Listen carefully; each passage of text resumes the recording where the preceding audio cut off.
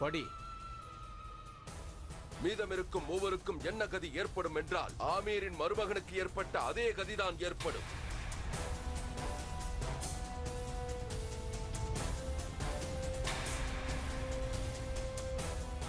உங்களது வருங்கால மருமகனின் தலையை கொய்து பரிசாக அனுப்பி இருக்கிறோம்.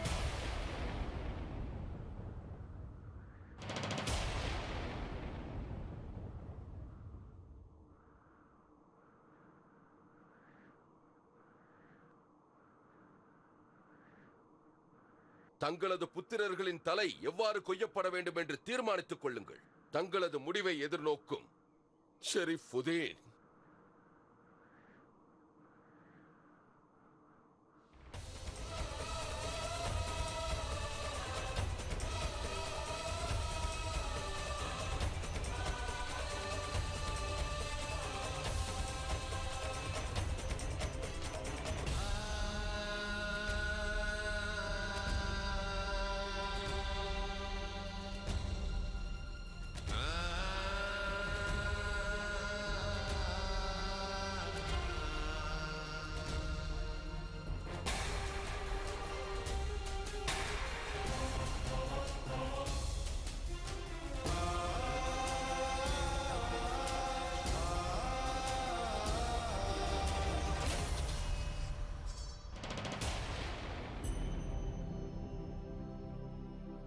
நான் அந்த ஜலாலின் தலையை கொய்து ராஜா பார்மனின் காலடியில் போடுவேன். இது நான் தங்களுக்கு அளிக்கும் வாக்குறுதி. ராஜகுமாரி ஜோதாவிற்கும் அனைத்து ஆமீருக்கும். நம் இருவரையும் யாராவது பிரிக்க வேண்டும் என்று எண்ணினால் அவர்களை நான் எப்பொழுதும் மன்னிக்க மாட்டேன். ஒன்று அவன் உயிரோடு இருக்க வேண்டும், இல்லை என்றால்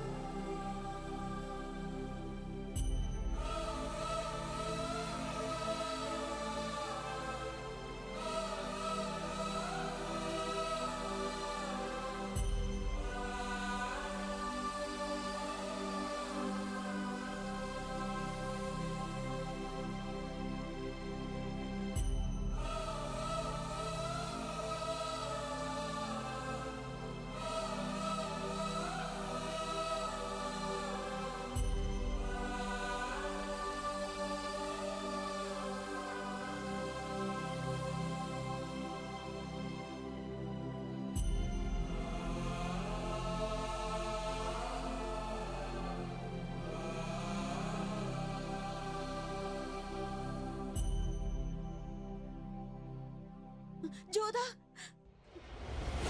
ஜோதா, ஜோதா, கண்ணை திற ஜோதா. ஒருவேளை சகுனிபாய் கூறியது உண்மையாகி விடுமோ? நான் கூறியது நடக்கப் போகிறது. ஜோதாவின் விதி அவளிடம் நெருங்கி வந்து கொண்டிருக்கிறது. இல்லை ஜோதா, என்னோட பேசு ஜோதா. அத்தை,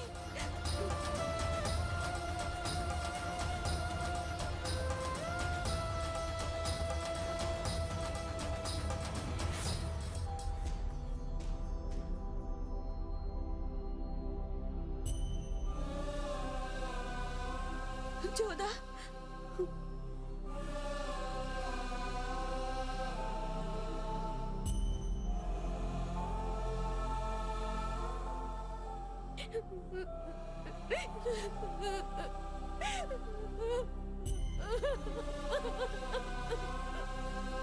என்னால் உன் கண்களில் கண்ணீரை பார்க்க முடியாது. நினைவில் கொள் ஜோதா, நீ ஒரு வீரனின் மகள். எதிரிகளை ஓட ஓட விரட்ட பிறந்தவள். நீ அழக்கூடாது ஜோதா. நாட்டுக்காக தியாகம் செய்பவர் அனைவரும் போற்றப்படுவார்கள், அவர்களை தூற்ற மாட்டார்கள். நீ ஆமீரின் ராஜகுமாரி. ஆமீர் இப்பொழுது பிரச்சனையில் தான் இருக்கிறது. ஆனால் அதற்காக நீ கலங்க கூடாது. நீதான் இந்நாட்டை காப்பாற்ற வேண்டும். அழக்கூடாது. அவர்களை எதிர்க்க வேண்டும். நீ சென்று அவர்களை எதிர்த்து போராட வேண்டும். நீங்களும் உங்கள் கணவர்களை பற்றி கவலைப்பட வேண்டாம். ஏனென்றால் அவன் ஆமீரின் ராஜா மட்டுமல்ல, அவர்களின் தந்தையும் கூட. நான் தந்தை என்பதற்கு முன்னால் ஆமீரின் அரசன். எனக்கு அரச தர்மம் தான் தலையாய கடமையாகும். ஆகவே நான் நாட்டை பற்றி தான் முதலில் சிந்திப்பேன், பிறகுதான் என் சந்ததியை பற்றி சிந்திப்பேன். ஆமீரின் பிரஜைகளை ஒருபோதும் நான் கலங்க விடமாட்டேன். அவர்களை வெல்ல முடியாவிட்டால் தான் என்ன? ஆனால் இதுவரை நாம் தோல்வியை ஏற்றுக்கொள்ளவில்லை. அவர்கள் பேச்சை கேட்கப் போவதும் இல்லை, மதிக்கப் போவதும் இல்லை. என்ன, என் மகன் அவ்வாறு செய்ய மாட்டானே? நிச்சயம் அவ்வாறு செய்ய மாட்டான்.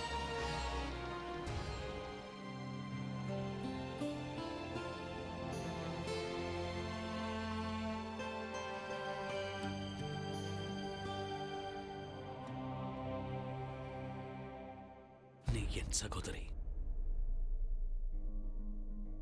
உன் கண்களில் கண்ணீரை என்னால் காண முடியாது. என் கண்ணீர் யாரையும் காயப்படுத்தி விடாது அண்ணா. என்னை மன்னித்துவிட. எது நடந்ததோ அதை நிச்சயமாக என்னால் மாற்ற முடியாது. ஆனால் உன் கண்களில் வரும் கண்ணீரை துடைத்து உன் உதட்டில் மீண்டும் புன்முறுவல் வருவதற்கு என்ன செய்யலாம் என்று நான் யோசித்துக் கொண்டிருக்கிறேன்.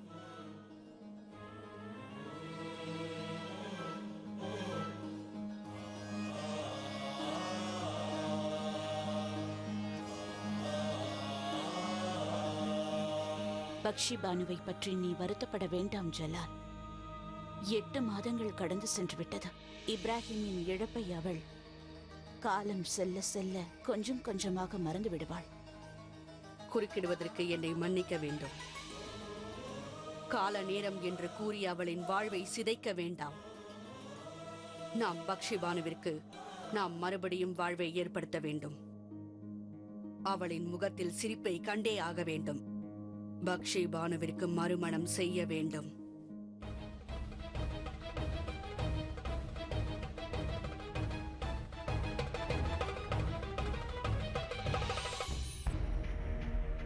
ஜோதாவின் கனவுகள் அனைத்தும் தவிடு பொடியாகிவிட்டன. ராஜா சூரியபானுவின் மரணச் செய்தியை கேட்டு ஜோதா மயங்கி விழுந்தாள்.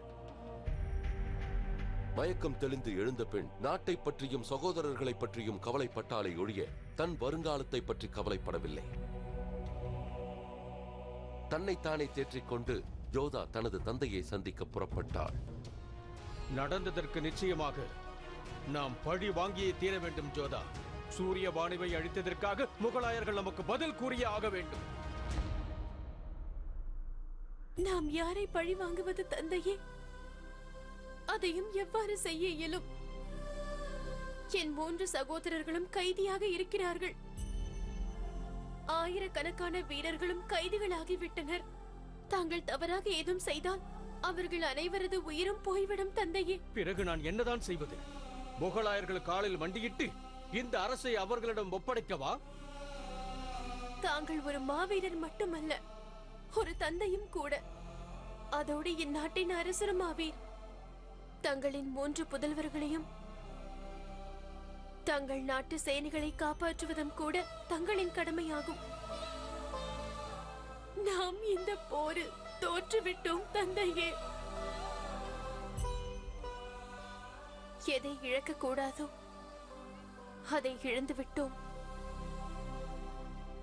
நம்மிடம் மீதம் உள்ளதை நாம் காப்பாற்றிக் கொள்ள வேண்டும் தந்தையே. நான் என் சகோதரர்களை ஒருபோதும் இழக்க விரும்பவில்லை தந்தையே. இப்போது நம்மிடம் வேறு எந்த வழியும் இல்லை தந்தையே, அவர்களின் கட்டளையை ஏற்பதை தவிர. நான் என் வருங்கால கணவரையும் இழந்து விட்டேன் தந்தையே.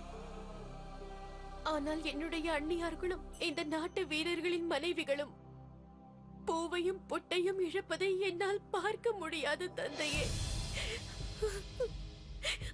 மகளே ஜோதா, நீ கூறுவதை கேட்டால் இந்த சபையில் இருக்கும் அனைவரும் என்னை கோழை என்பார்கள். ஆனால் என்னால் நீ கூறுவதை நன்றாக புரிந்து கொள்ள முடிகிறது மகளே. என் ஒருவனுக்காக இங்கிருக்கும் அனைவரையும் துன்புறுத்துவது சிறிதும் நியாயமல்ல. நான் பார்த்துக் கொள்கிறேன்.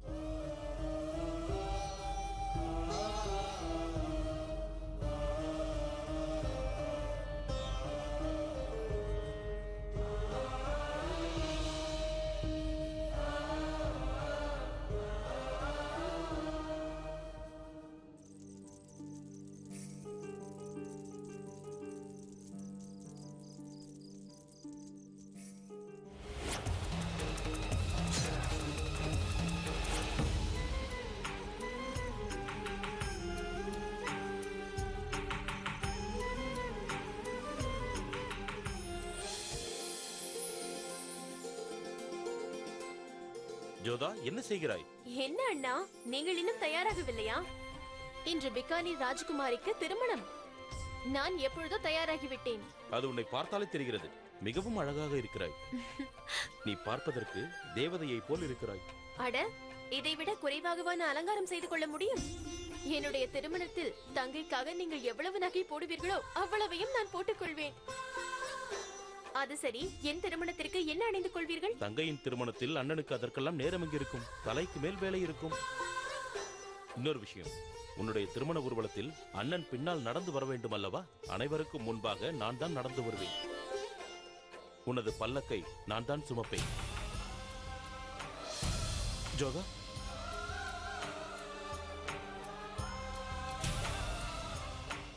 ஜோதா, என்னை மன்னித்து விடு. தாங்கள் எனக்கு மட்டுமல்ல, இந்த நாட்டு மக்களுக்கே துரோகம் இழைத்திருக்கிறீர்கள். வீரன் எவ்வாறு இருக்க வேண்டும் என்றால் நாட்டிற்காக உயிரையே கொடுக்க வேண்டுமே தவிர ஒருபோதும் அடிமையாக கூடாது. ராஜா சூரியபான் செய்தாரே அவ்வாறு. ஆனால் தாங்கள் உங்களை நீங்களே முகலாயர்களிடம் விற்றுக் கொண்டீர்கள். குறுக்கு வழியில் சென்று தவறை இழைத்திருக்கிறீர்கள். தாங்கள் தங்கள் தங்கையின் வருங்கால கணவரின் உயிரை பறித்து விட்டீர்கள். ஜோதா, நான் கூறுவதை கேள். தாங்கள் என் சகோதரன் அல்ல. எதிரி என் நண்பனும் எதிரியாவே ஆவான். ஜலால் எங்களுக்கு எதிரி. அவனோடு சேர்ந்து தாங்களும். இனிமேல் நீங்களும் எங்களுக்கு எதிரிதான். ஜோதா,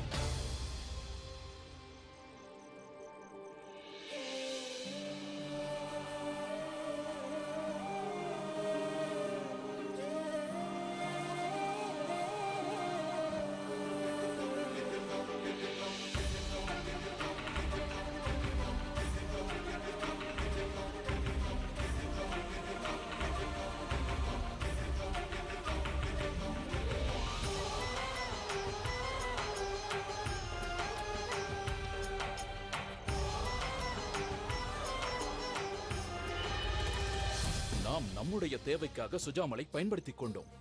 இப்பொழுது ஆமீர் தான் நம்மிடம் வந்துவிட்டதே. அனைத்து வழிகளையும் அவனிடமிருந்து நாம் தெரிந்து கொண்டோம். இனி நமக்கு அவன் தேவையில்லை. அவன் இனத்திற்கே அவன் தேவையில்லாத பொழுது நமக்கு எதற்கு அவன்? அவன் ஒரு மாவீரன், புத்திசாலியும் கூட. நாளை அவன் நமக்கு எதிரியாகிவிட்டால் நமக்கு இடையூறாகத்தான் இருப்பான். நமக்கு இடையூறு செய்ய நினைப்பவர்களுக்கெல்லாம் சுஜாமல், சுஜாமல், சுஜாமல், சுஜாமல். அவன் இங்கு இல்லை யூசுப். அவன் தப்பிச் சென்று விட்டு அணங்கு பாருங்கள்.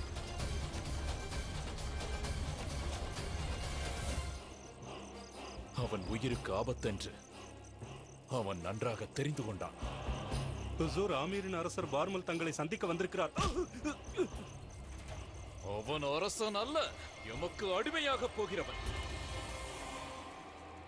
என் நண்பர் அரசர் பார்மலை நான் வரவேற்கிறேன்.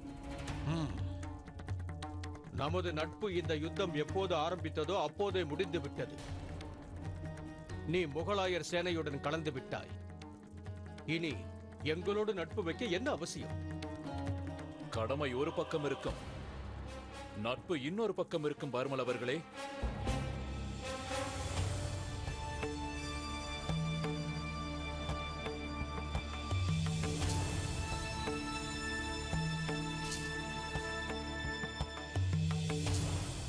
வெற்றி தோல்வி சகஜமான ஒன்று. இனிப்பெடுத்துக் கொள்ளுங்கள் பார்மல் அவர்களே. நான் எனது தோல்வியை கொண்டாடுவதில்லை ஷரிபுதீன். அப்படி என்றால் எங்களது வெற்றியை கொண்டாடுங்கள். என்னுடைய மகன்கள் எங்கிருக்கிறார்கள்? நன்றாக இருக்கிறார்கள். நாங்களும் யுத்தம் புரிந்திருக்கிறோம் ஷர்புதீன். வெற்றியும் பெற்றிருக்கிறோம். வென்ற பிறகு தோல்வியுற்ற சேனைகளை அவர்கள் நாட்டிற்கே திருப்பி அனுப்பியிருக்கிறோம். தாங்கள் பெரிய மனம் படைத்தவர்கள். அதை நானும் கற்றுக்கொள்ளலாம் என நினைக்கிறேன்.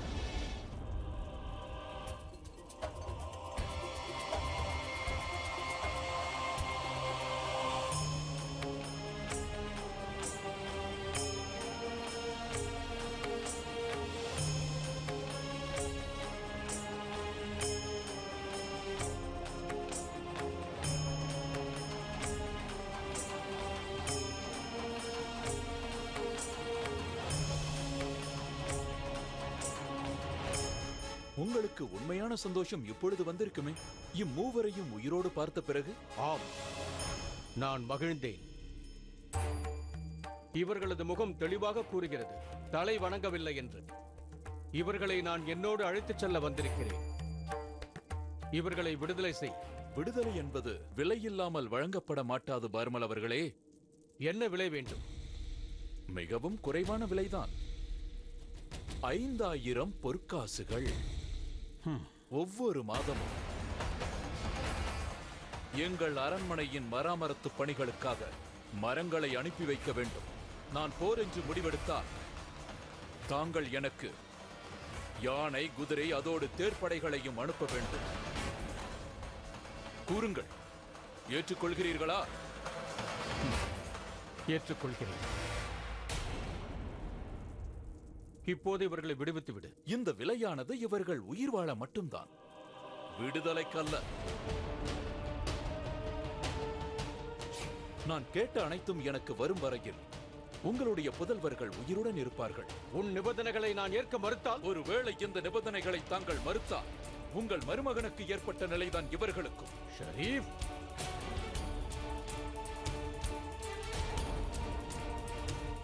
சுபேதார் அவர்களே, நான் பேசிக்கொள்கிறேன்.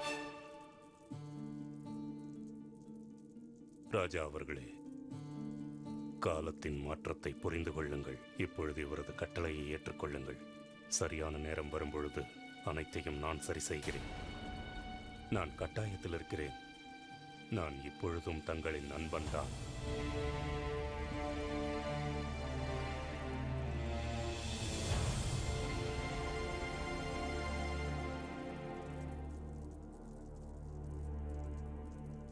சரி, இவர் தங்களது நிபந்தனைகளை ஏற்றுக்கொண்டு விட்டார்.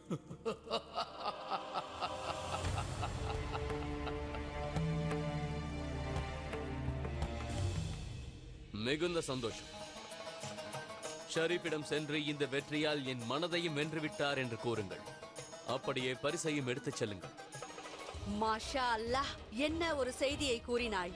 இந்த போரில் வெற்றி பெற்றதன் மூலம் என் மகன் சரியான நேரத்தில் சரியான வேலையை செய்திருக்கிறான். இதுதான் தருணம். இப்போது ஜலாலிடம் சென்று பக்ஷி பானுவின் திருமணத்தை பற்றி பேசுவோம்.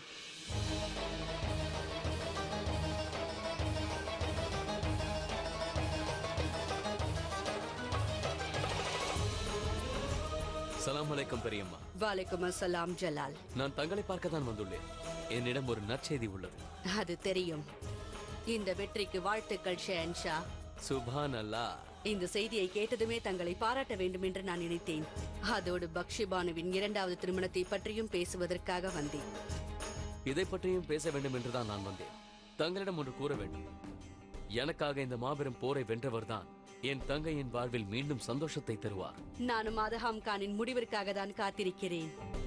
மால்வாவை வென்று அவன் தங்களின் இதயத்தை மட்டுமல்ல என் இதயத்தையும் சந்தோஷப்படுத்தி விட்டான். தாங்கள் என்ன கூறுகிறீர்கள்? மால்வாவிலும் வெற்றி பெற்று விட்டோமா?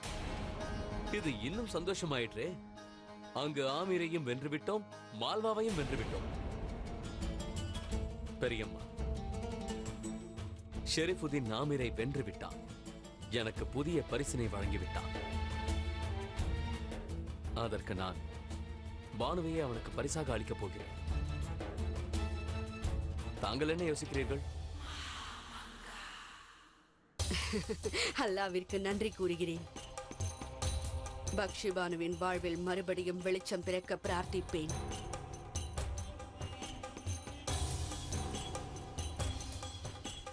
தாங்கள் தான் எனக்கு பானுவின் மறுமணத்தை பற்றி தக்க சமயத்தில் நினைவுபடுத்தினீர்கள். தாங்கள் செய்த இந்த உதவியை என்றென்றும் நான் மறக்க மாட்டேன்.